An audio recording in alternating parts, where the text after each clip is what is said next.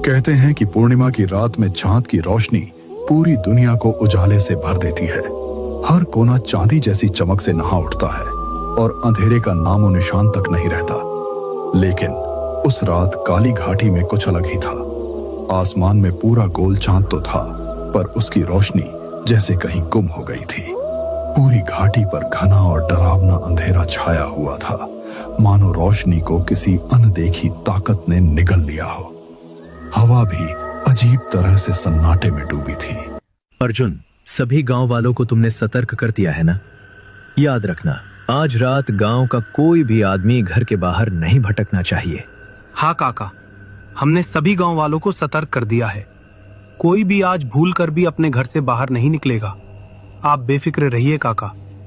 वो डायन गांव में आएगी तो जरूर, लेकिन किसी को ले जा नहीं पाएगी।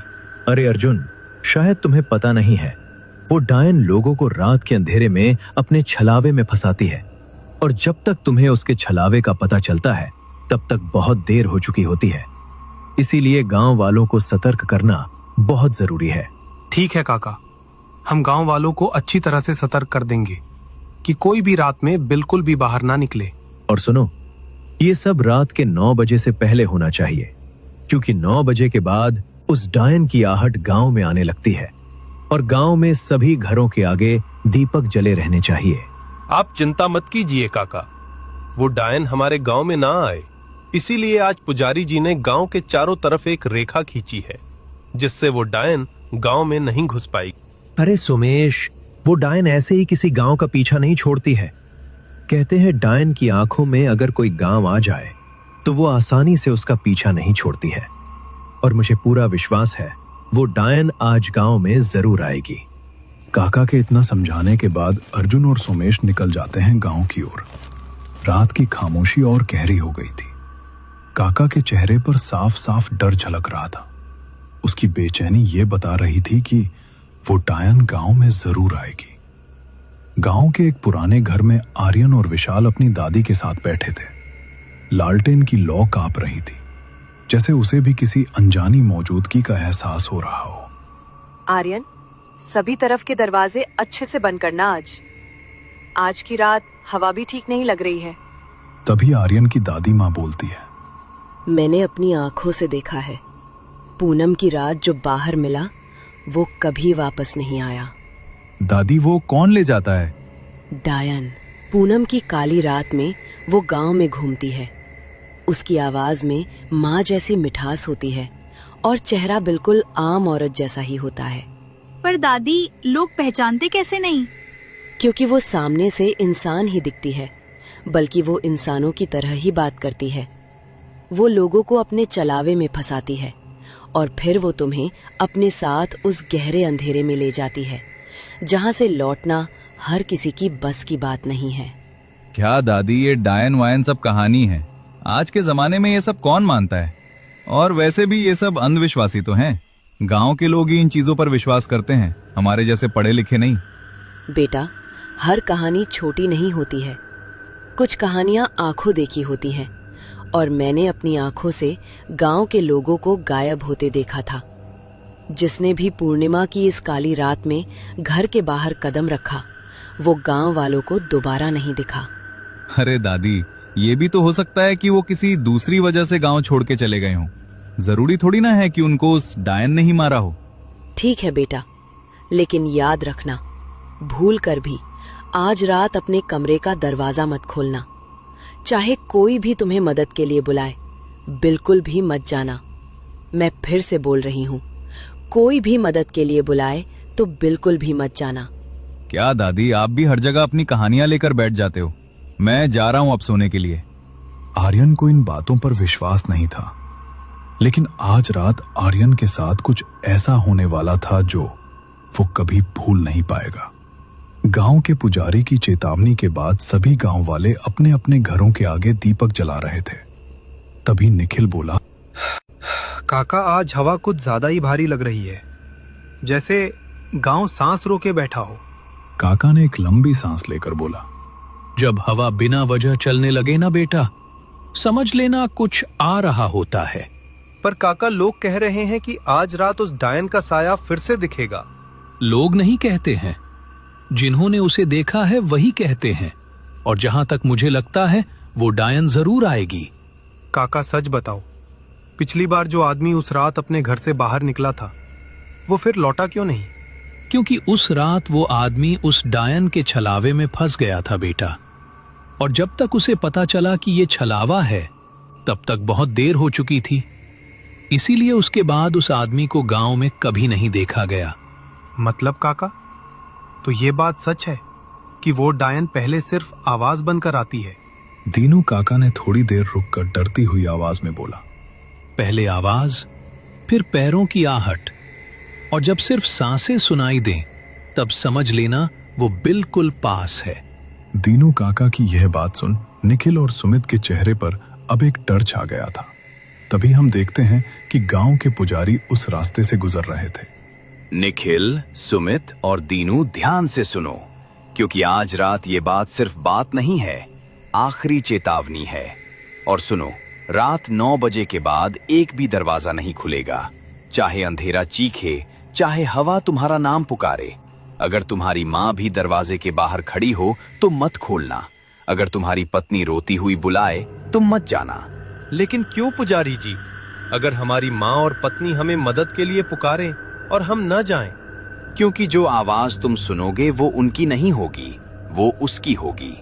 इतना बोलकर गांव का पुजारी वहां से चला जाता है। रात के तकरीबन 9 बजे बजने पर आ गए थे, लेकिन शांता काकी का ढाबा अभी तक खुला था। अरे ओए रोहन, तने की मरने का शौक है क्या? रात के 9 बजे बजने को आ गए हैं। चल अपने घर के लिए रवाना हो जल्दी। अरे काकी, ये सब पुरानी कहानियां हैं, सिर्फ लोगों को डराने के लिए, और मैं इन चीजों से वैसे भी नहीं डरता हूँ। रोहन, तेरा दिमाग ठीक तो है ना? तुझे पता नहीं है क्या, जब बिरजू उस रात बाहर था तो उसके साथ क्या हुआ था, और तू अब भी ऐसी बातें कर रहा है? अरे काकी, क्या पता बिरजू किसी और वजह से गायब हुआ हो? क्या आपने अपनी आंखों से देखा था क्या? सब झूठ है। अगर वो दायन सच में है तो फिर आज तक मुझे क्यों नहीं दिखी? वो दूसरों को ही क्यों उठा के ले गई? मेरे सामने आकर दिखाइए ना। जिस दिन वो दायन सीधा तेरे ऊपर आएगी तभी तुझे समझ आएगा कि दुनिया में कुछ ऐसे राज भी होते हैं जो सिर्फ मौत की खामोशी के साथ खुलते हैं, और तब कोई भी तुम्हें बचाने नहीं पाएगा। वो तो दायन के मिलने के बाद ही पता चलेगा ना काकी, और ऐसा कभी होगा ही नहीं कि वो दायन मेरे सामने आए। बहुत हो गया रोहन तेरा, 9 बजे बजने ही वाले हैं। अगर इतना ही शौक है तो आज रात घर के बाहर रह के देखना, लेकिन उससे पहले तू यहाँ से निकल जा, अगर जान प्यारी हो तो। ठीक है बुढ़िया, मैं चला अब अपने घर की ओर। रोहन को गांव वालों की इन बातों पर भरोसा नहीं था। वो इन बातों को झूठ मानता था। रात अब गहरी हो चुकी थी, चारों तरफ अंधेरा छा चुका था। उस दायन की आहट गांव में आने लगी थी। इतने में हम देखते हैं कि आर्यन कुछ सोच रहा था। गांव वाले तो उस दायन के छलावे पर अंधविश्वास करते आए हैं, पर आज लगता है मुझे खुद बाहर निकलना होगा। सच क्या है ये जानना जरूरी है। कैसी दिखती है वो दायन जिसका सिर्फ नाम ही सबके खून को जमा देता है? आर्यन अपने कमरे में एक गहरी सांस लेता है और चेहरे पर एक डर के साथ अपने घर का दरवाजा खोलता है और डरते हुए अपने कदमों को आगे बढ़ाता है।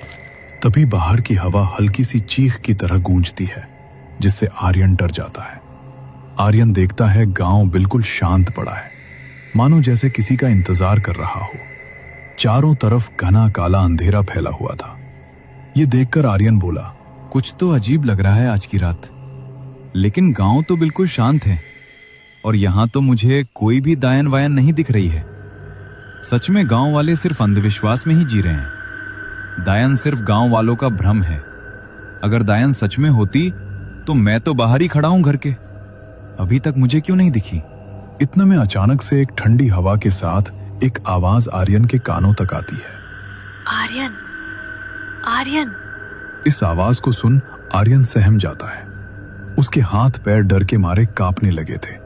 तभी वो मुड़कर देखता है तो वो पूरी तरह से चौंक जाता है। कौन कौन कौन है वहां पर? कौन खड़ा है वहां पर? सामने आओ।